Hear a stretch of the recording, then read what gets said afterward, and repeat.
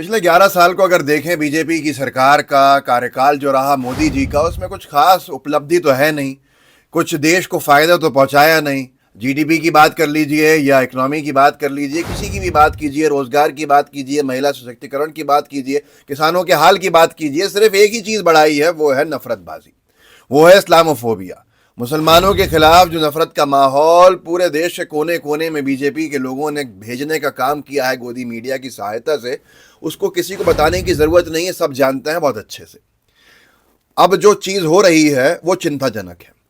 हर तरफ भारतीय जनता पार्टी के विचारधारा के लोग जो हैं वो मुसलमान, जो फेरी वाले हैं, जो रेहड़ी वाले हैं, जो फल विक्रेता हैं, जो छोटी छोटी अपनी दुकानें लगाते हैं, गोश्त की दुकानें लगाते हैं और जिस तरह की दुकानें लगाते हैं, फल बेचते हैं, जो कुछ करते हैं, उनको धमकाने का काम शुरू हुआ है, वीडियो बनाने के लिए, माहौल ख़राब करने के लिए। एक ऐसी ही घटना आपको इसने बता रहा हूँ। सबसे आसान तरीका है बांग्लादेशी कह दो, घुसपैठिया कह दो, रोहिंग्या कह दो। भाई मुसलमान का मतलब अब रोहिंग्या हो जाएगा भारत में, मुसलमान का मतलब घुसपैठिया हो जाएगा, मुसलमान का मतलब बांग्लादेशी हो जाएगा और कोई कार्रवाई होगी नहीं। ये देखिए आप क्या हो रहा है यहाँ पर। सीधे तौर के ऊपर गुजरात का है, मोदी जी के गृह राज्य का, जहाँ से गृह मंत्री भी देश के आते हैं। उसमें साफ तौर के ऊपर कुछ छिचोरे दो कौड़ी के, जिनकी कुछ घर में औकात नहीं होगी, हिंदू और मुसलमानों को बांटने की मुहिम छेड़े हुए जो लोग घूम रहे हैं, उन्होंने पोस्टर लगाए और क्या लिखा कि जिहादियों और बांग्लादेशी भाग जाओ, नहीं तो हम तुम्हें भगा देंगे, भारत छोड़ दो।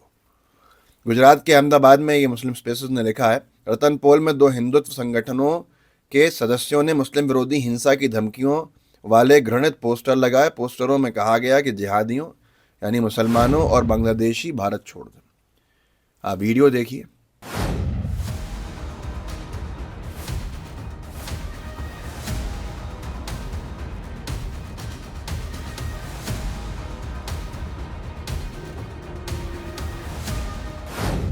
अब एक बात तो यह है कि साफ तौर के ऊपर भारत सरकार जिम्मेदार होती है घुसपैठ की।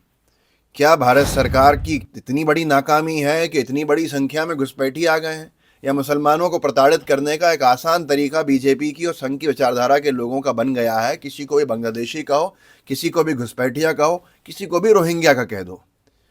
गृह विभाग क्या कर रहा है, ये बड़ा सवाल है, क्योंकि नफरत की आग जो संभल में जा पहुंची, और संभल में यहाँ तक कहा है सांसद के पिता ने और पूर्व सांसद के बेटे जो है उन्होंने, वहाँ के वरिष्ठ नेता हैं, कि कैसे लोगों को परेशान किया जा रहा है। जो विक्टिम है उन्हीं को, जिन्होंने अपने परिवार के सदस्य खोए हैं उन्हीं को। वो सब आपको दिखा दूंगा मैं। और उसके साथ ज़रा रुकिएगा, क्योंकि मैं आपको योगी आदित्यनाथ जी का सदन का एक वीडियो दिखाना चाहता हूँ। संभल के ऊपर वो जस्टिफाई कर रहे हैं अपने शब्दों में बहुत सी चीज़ें, और वो भाषा शायद एक संविधान के सर्वश्रेष्ठ पद पर बैठे हुए व्यक्ति की नहीं हो सकती जो उनकी है।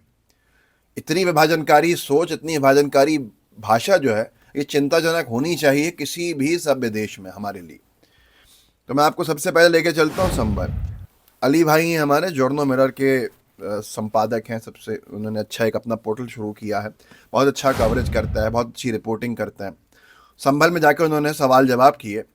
तो संभल में ये वरिष्ठ नेता जो हैं, जो पूर्व सांसद के पुत्र हैं और वर्तमान सांसद के पिता हैं, ममलूक उर रहमान बर्क, उन्होंने सीधा आरोप लगाया है कि पुलिस प्रशासन मृतकों के परिवारजनों को लेकर मारपीट करके, उनको दबाव बनाकर, कोरे कागज़ों पे अंगूठे लगवा के, हस्ताक्षर करवा के, उनको जेल में डालने की धमकी देकर ये कह रही है कि वो जो है कोई गलत नहीं है यहाँ पे, ऐसे बयान दें, और पुलिस ने उन पर कुछ नहीं करा।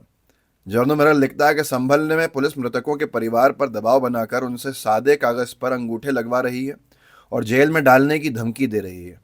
ये बयान है, ये कहना है ममलूक उर रहमान बर्क का, जो वर्तमान सपा के सांसद के पिता है।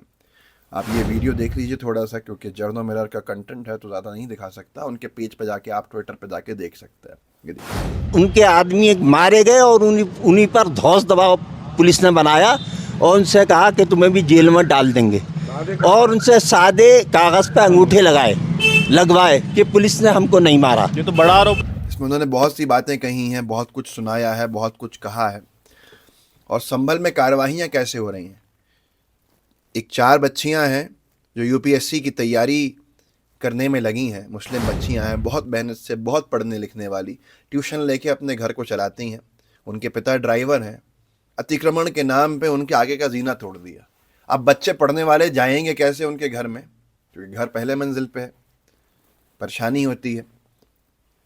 जाकिर त्यागी ने इस वीडियो को डाला है और लिखा है कि संभल की इस मुस्लिम लड़की के दुख को समझने के साथ साथ इनके हर लफ्ज़ को भी सुने। और रुकिएगा, योगी जी के बयान सुनाना है मुझे। हमारे बाबा ड्राइवर हैं, हम 4 बहनें यूपीएससी की तैयारी करने के साथ साथ बच्चों को ट्यूशन पढ़ाकर अपना घर चलाते हैं। आपको अंदर तक हिला देगा यह पूरा घटनाक्रम। हमने जैसे तैसे सीढ़ियाँ बनवाई थीं जिन्हें बुलडोज़र से तोड़ दिया गया। संभल का प्रशासन योगी आदित्यनाथ के दबाव मुस्लिमों पर खुलकर जुल्म और उसका प्रदर्शन कर रहा है, जाकिर ने लिखा है। मानो अतिक्रमण के नाम पर सीढ़ियों को हटाकर योगी आदित्यनाथ यहाँ सड़क पर स्कूल, कॉलेज और हॉस्पिटल बनवाने जा रहे हों। देश के प्रधानमंत्री आपका मुख्यमंत्री सरकार नहीं बल्कि नफरत का गैंग चला रहा है और आप चुप्पी साध कर उस गैंग को समर्थन दे रहे हैं। इनसे अगर उम्मीद की जाए तो वो बहुत बेईमानी है। अटल बिहारी वाजपेयी जी ने भी एक उम्मीद की थी जो पूरी नहीं हो सकी। मैं चाहता हूं कि आप इस पढ़ी लिखी यूपीएससी एस्पिरेंट बच्ची की दर्द को सुनिए, कम से कम इसकी आवाज़ को सुनिए। एक तरफ आप कहते हैं मैं एक हाथ में मुस्लिम बच्चों को कंप्यूटर और एक हाथ में कुरान देखना चाहता हूं, और ये क्या करा जा रहा है। सुन लीजिए, बहुत कुछ नहीं दिखा पाऊंगा, कंटेंट किसी का है, लेकिन 10 सेकंड का ज़रूर। हम 4 सिबलिंग्स हैं, 4 सिस्टर्स हैं, हम चारों टीचिंग करते हैं। हमारे पापा ड्राइवर हैं। हमने ये स्टेयर्स बनवाई थी और इन लोगों ने ये हमारी स्टेयर्स तोड़ दिया। ये रोड के बाहर भी नहीं निकल रही थी ये पूरी। तो ये 4 बहनें हैं, यूपीएससी एस्पिरेंट हैं, देश की सेवा के लिए कलेक्टर एसपी बनने के ख्वाब देख के बैठी हैं, तैयारी कर रही हैं, मेहनत कर रही हैं। पिता ड्राइवर हैं, खुद की फ़ीस देने के लिए, खुद का जो है खर्चा पढ़ाई लिखाई का उठाने के लिए, परिवार को मदद करने के लिए बेटियां, 4 बेटियां ट्यूशन पढ़ाती हैं। मोहल्ले के बच्चे आते हैं, उससे पैसे मिलते हैं, उन पैसों से जीना बनवाया, जीना तोड़ दिया योगी जी के प्रशासन के बुलडोज़र ने। अब बच्चे कैसे पहुंचेंगे, लोग कैसे पहुंचेंगे, ये बड़ा सवाल है। क्या ये न्याय है? अगर ये न्याय है तो आप खुद एक बात समझिए कि योगी जी खुद बैठ के सबसे बड़े लॉ मेकर यूपी के क्या कह रहे हैं। जरा सुन लीजिए उनको, कितना विभाजनकारी भाषण है उनका, देखिए। और खुद डाला है उन्होंने इसको अपने वीडियो ट्विटर पे, भारत के अंदर प्रभु श्री राम, श्री कृष्ण और भगवान बुद्ध की ही परंपरा रहेगी, बाबर और औरंगजेब की परंपरा नहीं रहेगी। असल में पैगंबर साहब और इस्लाम को इस तरह से लिख नहीं सकते, या ईसा मसीह को, नहीं तो लिखते। बाबर और औरंगजेब को जोड़ने का मतलब यही है, मुसलमान पढ़ो, मुसलमानों की परंपरा नहीं रहेगी। एक मुख्यमंत्री की, एक प्रदेश के मुखिया, संविधान पे शपथ लेने वाले व्यक्ति का भाषण है, किसी और का नहीं है। सुन लीजिए आप। अब आपको तय करना है कि आक्रांताओं को अपना आदर्श मानते हैं या राम, कृष्ण और बुद्ध की परंपरा को अपना आदर्श मानते हैं। भारत के अंदर राम, कृष्ण और बुद्ध की ही परंपरा रहेगी, बाबर और औरंगजेब की परंपरा नहीं रहेगी। तो अब मैं बताइए आपको, आप बताइए कि मैं क्या कहूँ, किससे कहूँ। ये कैसी दुविधा है, ये कैसी परेशानी है। इतना इस्लामोफोबिया, इतनी मुसलमानों के खिलाफ नफरत, इतना एजेंडा, इतना प्रोपेगेंडा। ऐसे जहर अगर घोल के बीजेपी सत्ता प्राप्ति की तरफ जाती है तो बीजेपी एक बारूद के ढेर के ऊपर चिंगारी लगाने का काम करती है। न जाने कब समझ में आएगा और कब इस देश को नुकसान पहुंचाने से ऐसी विचारधारा के लोग बाज आएंगे। इस वीडियो को आगे ज़रूर बढ़ाइएगा ताकि लोगों को पता चले कि हो क्या रहा है। जय हिंद, जय भारत। द लाइव टीवी, सच सबसे आगे।